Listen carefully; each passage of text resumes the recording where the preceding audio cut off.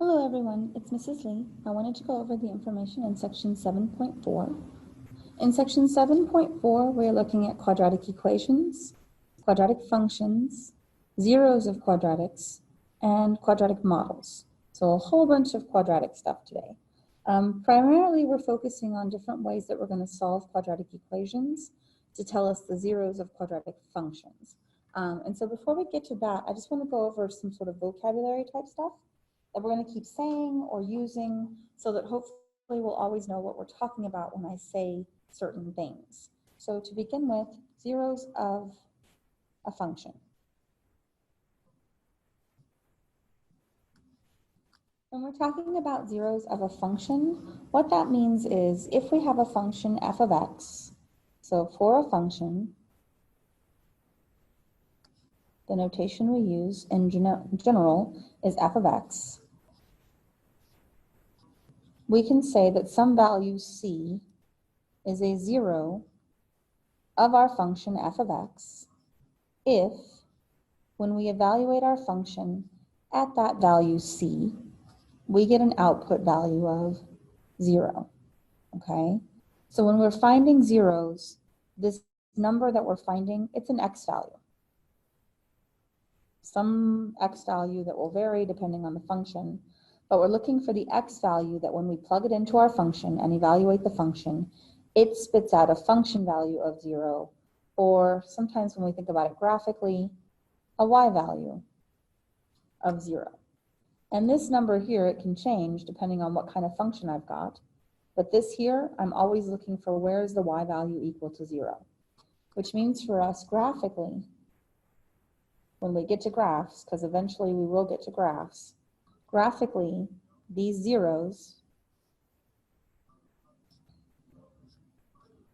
are where our x-intercepts occur.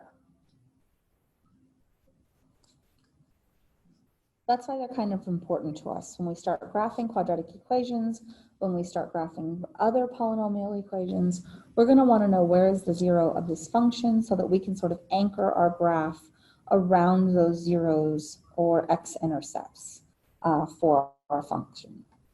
So that's one thing, zeros. Zeros are the x values that when we plug them into the function, they spit out a y value of 0. They just want to remind us about what it means to be a quadratic equation. We have already been working with these quadratic equations. For those of you in my co-requisite course, we've been talking over and over again about how to factor different equations. And I may go ahead and load those videos into my non-co-req course, just as reminders to you guys of how it is that we go about factoring polynomials.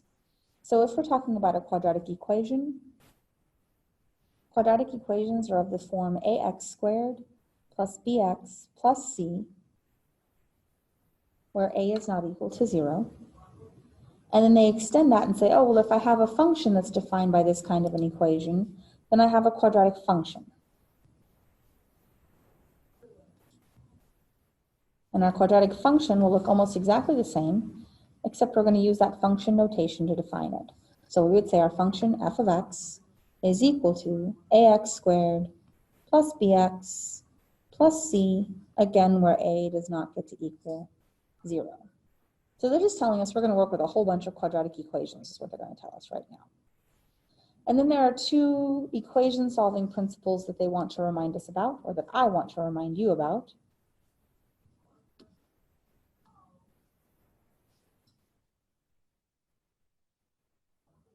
So for these equation solving principles, one of them is our principle of zero products.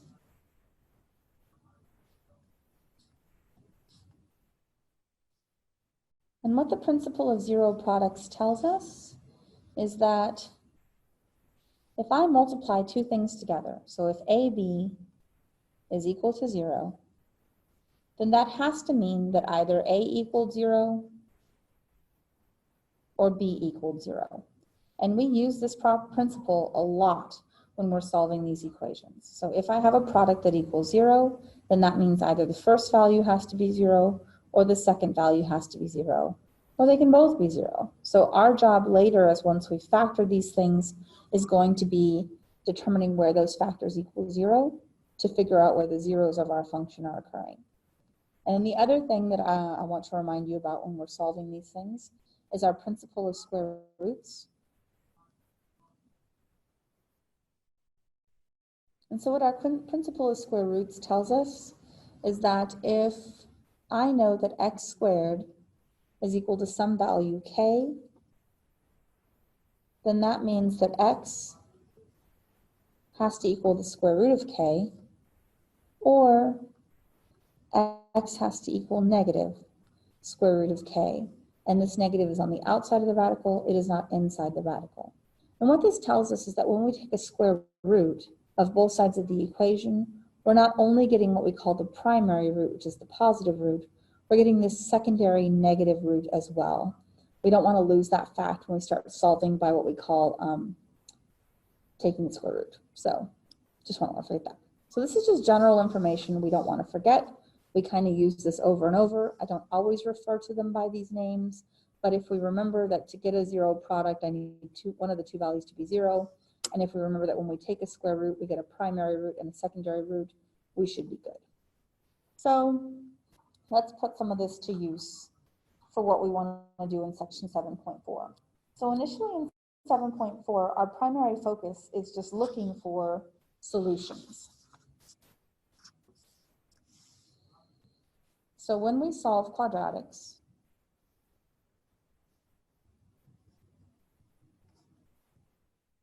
whether that be a quadratic function or a quadratic equation, so when we're solving quadratic equations,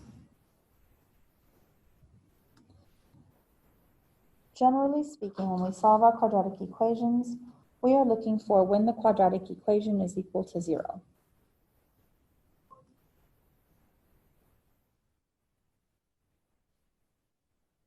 So we want to know when the equation equals 0. And here they're pretty nice for us. They actually set it up that way, so we don't have to remember that. They've already set up the problem in that way. So for example, it'll say solve, and we'll be given a polynomial. So sometimes they're factored, sometimes they're not. We'll look at a couple of examples of each thing. So let's say I gave you solve, and I said that you've got 3x plus 1 times x minus 7 equal to 0. So what I don't want us to do here, I don't want you remultiplying all this stuff together to get that long drawn out quadratic and then trying to solve it that way. Here, this has already been factored for us. Let's use those factors to our advantage. We had that principle of zero products, and it said, well, if I multiply two things and it equals 0, well, then that means either the first thing, which here is 3x plus 1, has to equal 0, or the second thing, which is x minus 7, has to equal 0. And so I'm going to solve these two small linear equations to find the solutions of this quadratic. So here I would subtract 1, 3x equals negative 1. I would divide both sides by 3 to get x equal to negative 1 over 3. This is one of our solutions. Here to solve this equation, we have to add 7 to both sides of the equation to get x equal to 7. So this is my second equation solution. So my two solutions here are negative 1/3 and 7. If I plug negative 1/3 into this equation, this factor will equal 0. This one won't, but it doesn't matter because 0 times this other value still comes out to be 0. If I plug in 7, this factor won't be 0, but this one will, which makes their entire product equal 0. So all we're looking for is here, can I make one piece of this thing equal 0? If I can, then the whole thing will equal 0 because they're multiplied by each other. Let's look at another one. So let's say we have something like,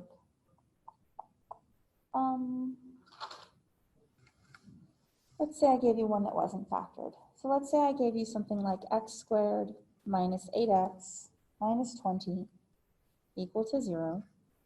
We are trying to solve still. My paper went all crooked, sorry.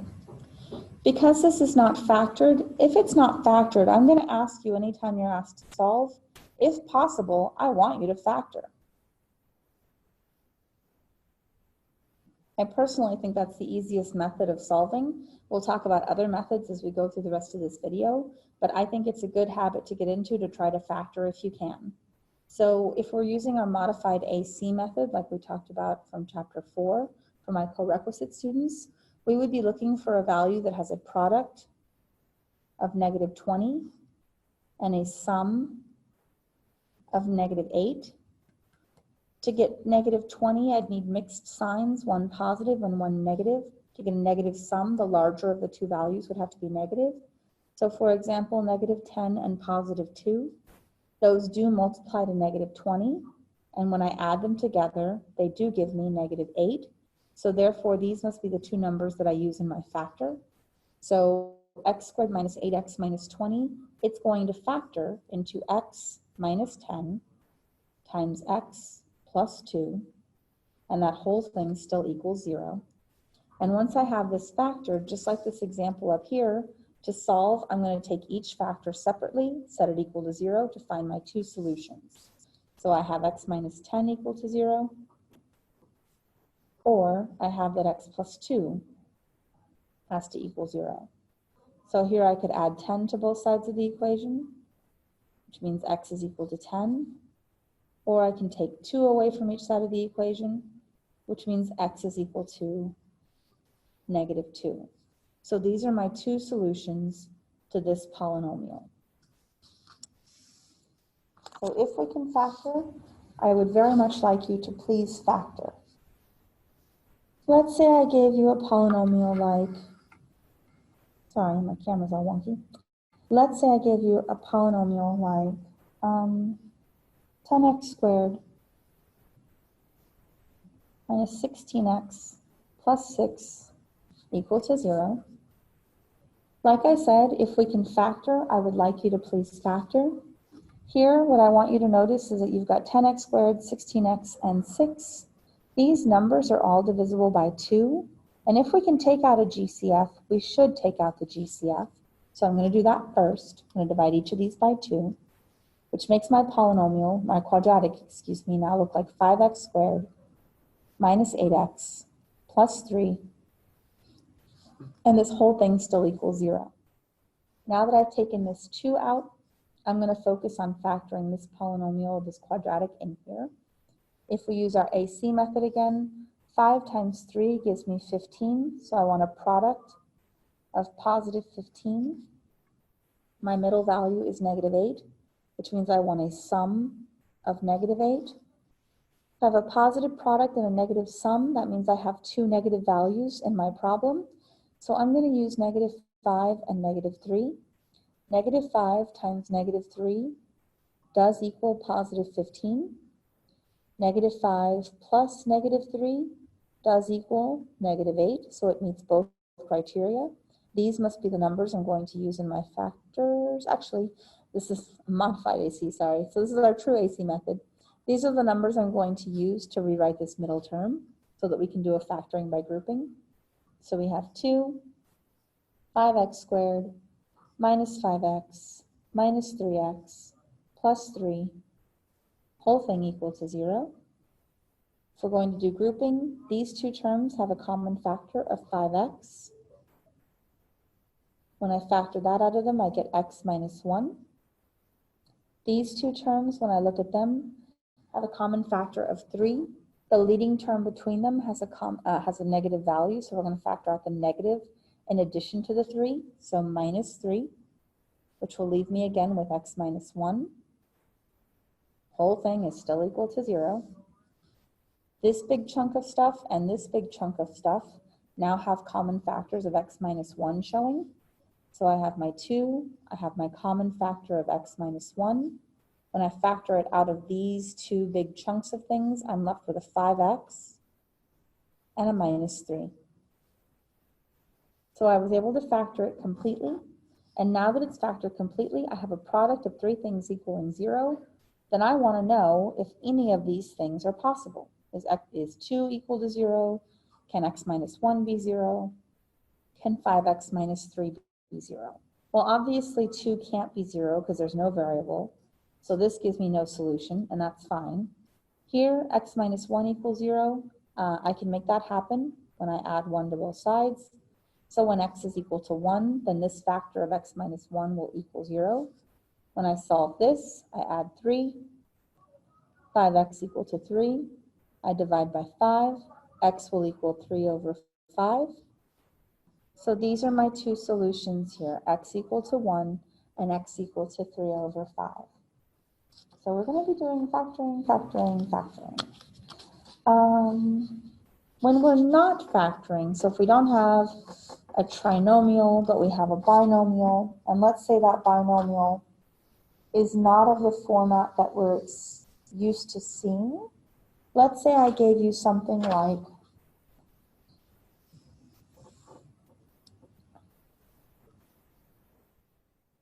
6x squared is equal to 36. If we have this, we can do a couple of things. You can pull the 36 over and you can try and factor it. When you pull the 36 over, though, you're going to have a common factor of 6. You're not going to have one of our special forms. So what I recommend doing here when you've got only a squared quantity and a constant value is I would say, let's go ahead and get this x squared alone, which means here I'm going to start by dividing both sides by 6. And that's going to give me x squared is equal to 6. And now we can do what we call forcing the root. So if I want to get x squared to equal x, I can take the square root of both sides. And when I do that, the square root of x squared is going to give me x. And I cannot simplify the square root of 6, which is fine, so I'll leave it as the square root of 6.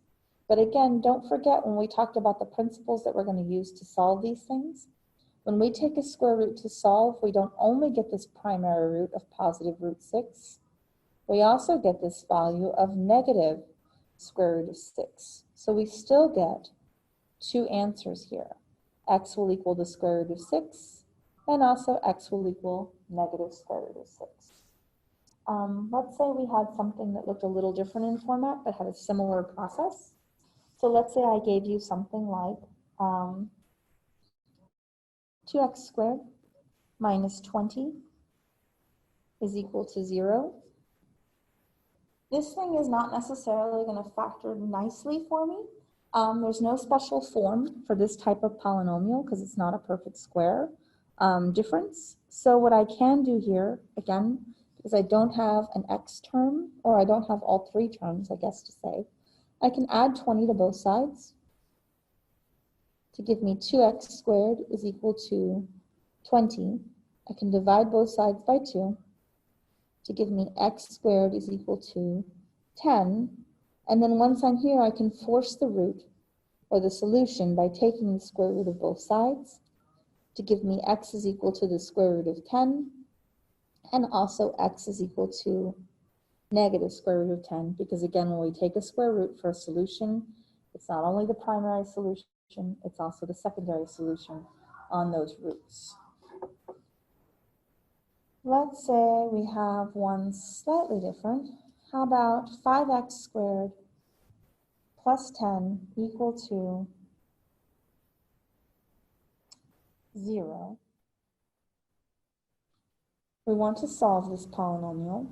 To solve this polynomial, again, because it's not a traditional trinomial, it would be easier for us to go ahead and isolate the variable. So I'm going to subtract 10 from both sides. So 5x squared is equal to negative 10. Going to divide both sides by 5 to get x squared is equal to negative 2. And then I'm going to force the root by taking the square root of both sides. Ran out of room. And that's going to give me x is equal to the square root of negative 2 and x is equal to negative square root of negative 2. Hopefully we recall we just talked about complex numbers. We can't leave that negative under the radical. We pull it out by putting an I. So we're going to have really x is equal to I square root of 2 and x is equal to negative I square root of 2. So these would be our two answers to that particular polynomial.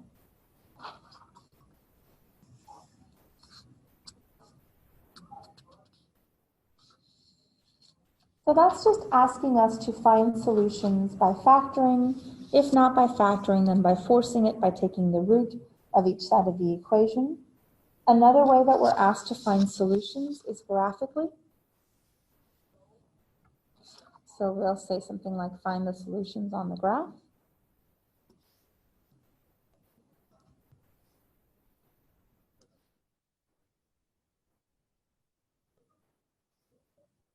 Remember, initially when I wrote down that we were going to be looking for solutions, I said when we find those solutions, the zeros of our polynomial or the zeros of our quadratic, they're the same thing as the x-intercepts of our function.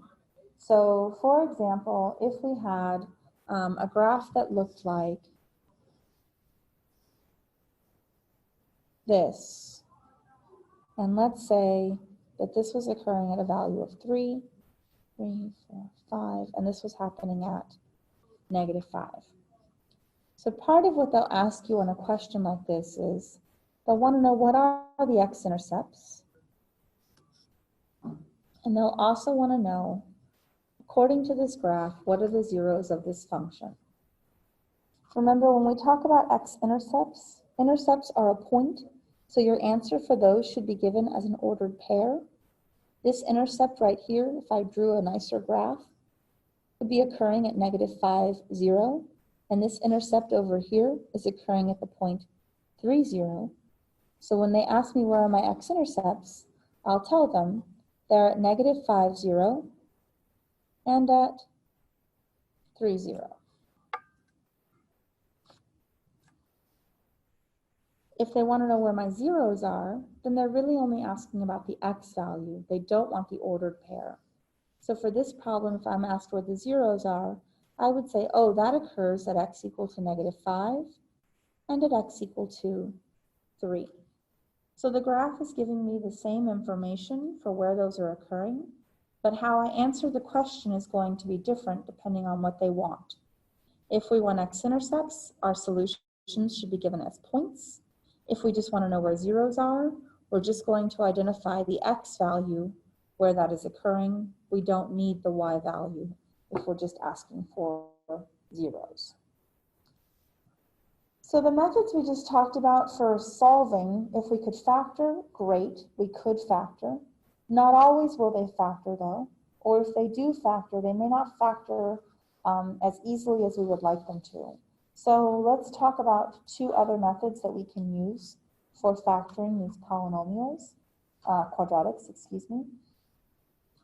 So when we're trying to factor these quadratics, another method that we're asked to use, I don't often make you use it. I like to introduce it because they talk about it in your textbook.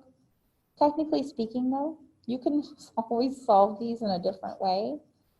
If you intend to go on to things like trigonometry, calculus, completing the square will be more important. But if you're not intending to do that, completing the square is just something good to know, but not necessarily a hugely important skill for us.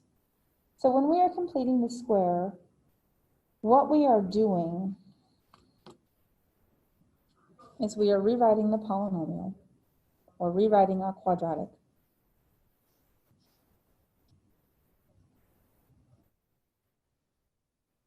by adding a value to both sides of the equation.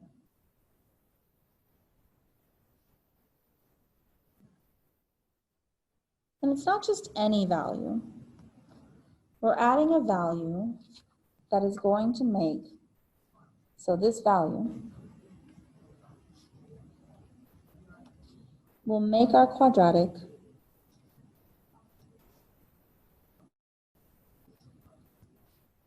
factor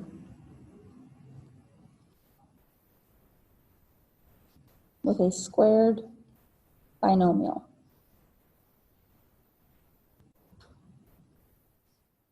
So what we are trying to do is add a value to both sides of our equation, and to add a value that makes it easier for us to factor it into a perfect squared quantity.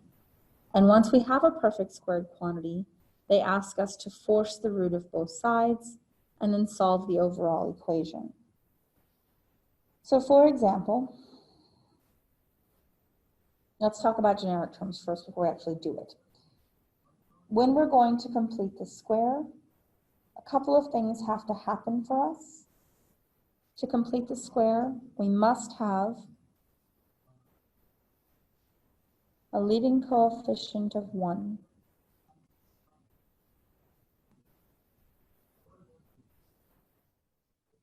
If we don't, we have to force ourselves to have a leading coefficient of 1. And once we have that leading coefficient of 1, our polynomial will look like x squared plus bx plus c, and it's going to equal some number, whatever that number is going to be for us. Well, let's just say it equals 0 first. So to begin with, I want my polynomial to look like this. X squared plus bx plus c is equal to 0. If it doesn't look like this, we'll go back, we'll divide everything by my leading coefficient so that it now looks like this. And for our purposes on these notes, we're going to assume that we have gone through the process of making this a 1, and that once we've done that, whatever's in front of our x is now the b value of our equation, and whatever's left as the constant is now the c value of our equation, and this whole thing equals 0. So when we go to solve by completing the square, we first move the constant. So now our equation looks like 1x squared plus bx equal to c. And then we're going to add a particular value to both sides of the equation. We are going to add our b value over 2 squared. We will add this quantity to both sides, which means this is now going to look like 1x squared plus bx plus b over 2 quantity squared equal to negative c, plus b over 2 quantity squared. And in doing that, we're forcing this thing to always factor into a perfect square binomial. So this will always factor into x plus whatever value we got when we had b over 2, quantity squared, and it's going to equal this stuff over here. And this is all going to be one number. It won't stay this jumbled mess of letters. When we do the problem, it's going to turn into a number. And once we have this, we're going to complete it by taking the square root of both sides and then solving for our variable. But this is the generic process. Let's do it with actual numbers. As I said, I don't make you do this a ton. I'd like you to know that it's a possibility, but then we'll talk about the method we can always use to solve. That will always work. So for example, if I gave you a polynomial like, let's say x squared equal to 8x minus 9. Well, this thing doesn't equal 0, so we'd have to move everything over. So x squared minus 8x plus 9 is equal to 0. I have a leading coefficient of 1, so I don't have to worry about dividing everything by something. And now that I know that, I can go ahead and move this 9 back over, because I don't really want it here with my x terms. So I'm going to subtract the 9 from both sides to make this x squared minus 8x equal to negative 9. Now my b value in this problem is negative 8. So I have to take that negative 8, I'm supposed to divide it by 2, and whatever I get I'm going to then square. Well, negative 8 divided by 2 is negative 4, and I'll square it. Negative 4 squared will give me 16.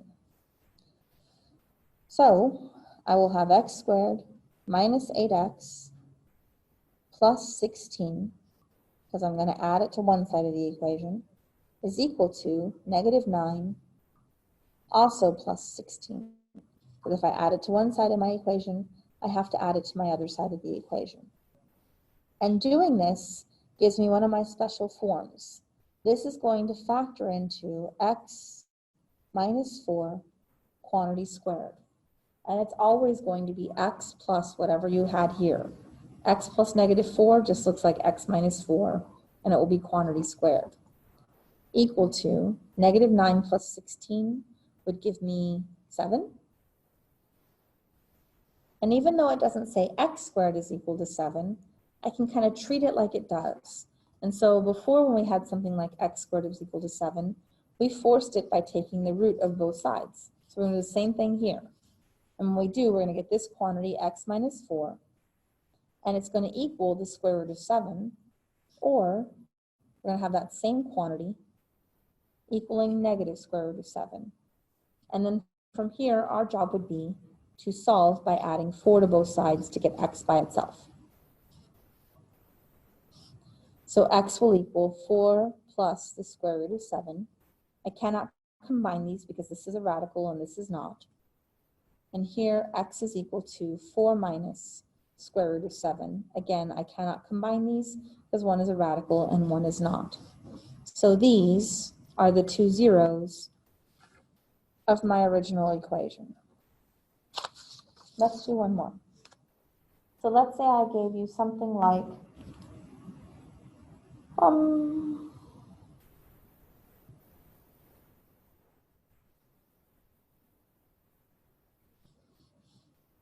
so let's say I gave you x squared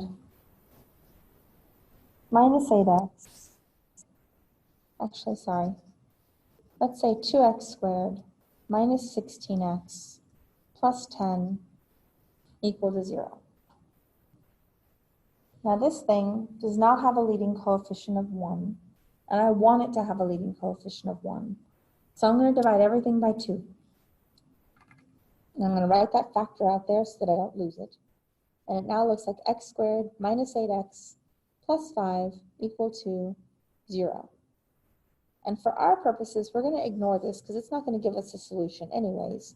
And we're going to focus only on this part of the equation. So x squared minus 8x plus 5 equal to 0. And now this thing is ready for us to use our completing the square method. So we're going to move the 5 to the other side. X squared minus 8x equal to negative 5. Here we have to take this number, negative 8. We're going to divide it by 2, and we're going to square that value. That gives us negative 4 quantity squared, which gives us 16. It's not always 4, it just happened to be on the two examples I gave you. So this is going to be x squared minus 8x plus 16 is equal to negative 5 plus 16, because if we add it to one side, we have to add it to the other side. This again forces it to factor into x plus this number. X plus negative 4 would just look like x minus 4 when we simplify it, equals squared, excuse me. Negative 5 plus 16 will give me 11. And again, once I'm here, to get to my final solution, I have to take the square root of both sides, which gives me that my quantity x minus 4 must equal the square root of 11, or it must equal negative square root of 11. And then I'll add 4 to both sides. So x will equal 4 plus root 11, or x will equal 4 minus root 11. So this is just another method that we can use to solve these quadratic equations. If they're not going to factor for us, we can find the solutions this way.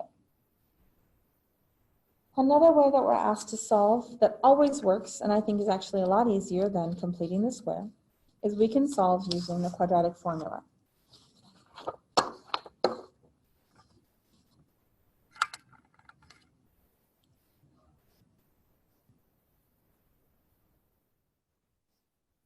Quadratic formula will have a quadratic equation, ax squared plus bx plus c, where a is not equal to 0. And when we're trying to solve, remember, as we have solved over and over, we've been looking for an x value. Well, that doesn't change. We're still looking for an x value. So here it tells us x is going to equal, because I don't want you to forget that we're looking for a value of x. And we have a formula that we use to find the solutions to this thing. Opposite of b plus and minus the square root of b squared minus 4ac. All this stuff goes under the radical. We call this piece the discriminant, and we'll talk about that in a second. All over 2a. As I said a second ago, b squared minus 4ac is what we call the discriminant of this equation. Kind of ran off the page for me, sorry. Discriminant. The discriminant actually tells us a lot about our solution. If our discriminant, I'm just going to call it d so I don't have to keep writing discriminant. If it is greater than 0, we will have 2 real solutions to our equation. If our discriminant is equal to 0, we will only have 1 real solution to our equation. And if d is less than 0, we will have 2 complex, so imaginary, solutions. So it's just a way of noticing, okay, this means I'm going to have these kinds of solutions. Sometimes we ask about this, sometimes we don't. So for example, if I gave you an equation like 5m squared plus 3m equal to 2. Well, before I can use my quadratic formula, I need the whole thing to equal 0. So unlike our completing the square, where we moved our constant away, when we are solving using a quadratic formula, we want everything together on one side. So I'm going to subtract 2 from both sides. 5m squared plus 3m minus 2 equal to 0.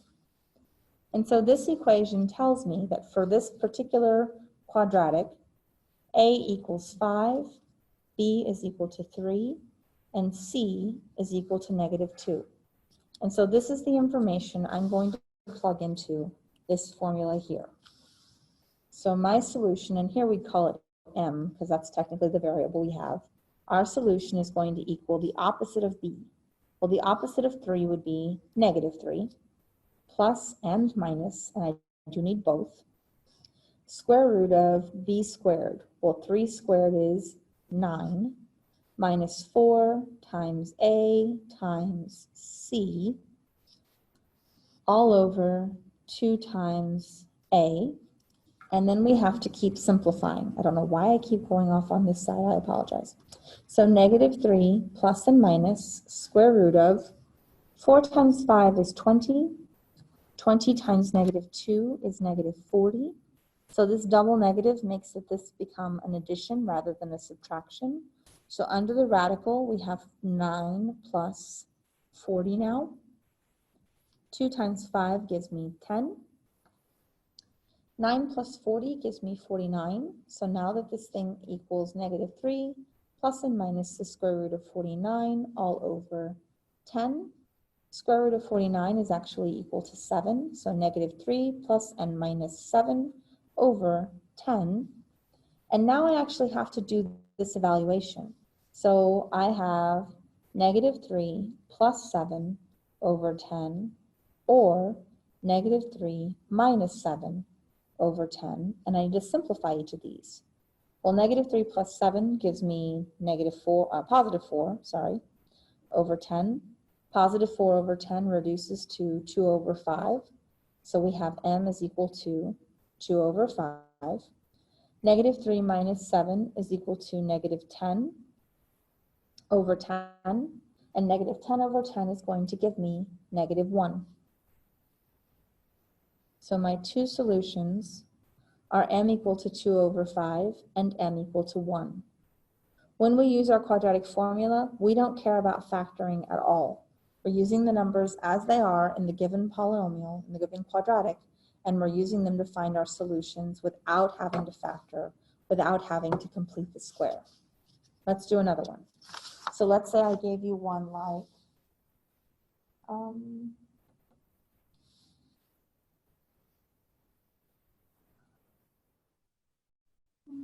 let's say we have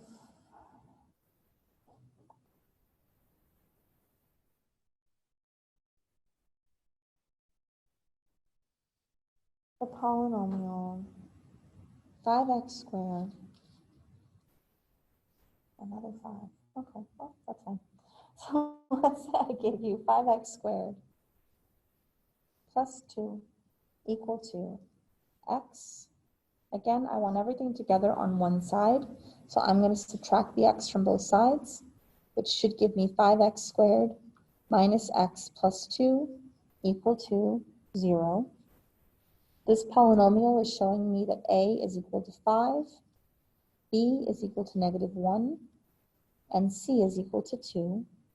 And now this information all goes into my quadratic formula.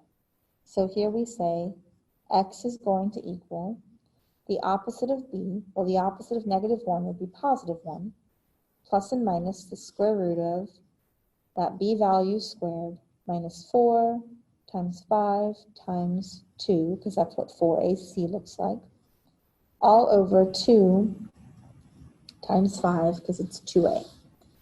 So then we have that equals 1 plus and minus, -1 squared is 1, 4 times 5 is 20, 20 times 2 is 40, so minus 40 over 10. 1 minus 40 gives me -39. 1 plus and minus the square root of -39 over 10. The radical -39 does not reduce, so we'll leave it alone. But because of that negative, we want to pull the I out from under there so that we don't have the negative under the radical. So we're going to have 1 plus and minus I square root of 39 over 10. And this is technically two different solutions. On your homework in MyLabs Math, it wants you to write them as two different things. It doesn't want them squished together like this. So it would want you to tell it that x is equal to 1 plus I root 39 over 10, and that x is equal to 1 minus I root 39 over 10. So it wants you to give them both formats of the solution. It doesn't want them squished together. So I hope this makes sense. Quadratic formula is a great go-to. Traditionally, I tell my students, if you can factor, factor. If you can't, I recommend using the quadratic formula. Sometimes I ask you specifically about completing the square, but unless it's one of those step-by-step kind of problems where they say, now what are you going to add to this, or now what is this going to factor into? If it just says solve by completing the square, you could easily use the quadratic formula or factoring to find your solutions, and you'll still get the same exact solutions. So whatever method you're using to solve these things, as long as you're not violating any rules of algebra, we should all get the same answers, whether or not we factor, use the quadratic formula, or use completing the square. I hope that helps. Please let me know if you have any questions. Always happy to help. Thank you.